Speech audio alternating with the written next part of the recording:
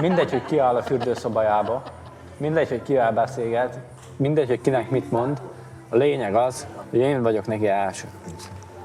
És ha tartsa végig, azt fogom mondani, hogy szerelmem, imádlak, együtt megyünk haza. Nem tudnám elképzelni, hogy ő csak így 2 perc alatt én rajtam túl tudja tenni magát, meg az egész kapcsolatunkon.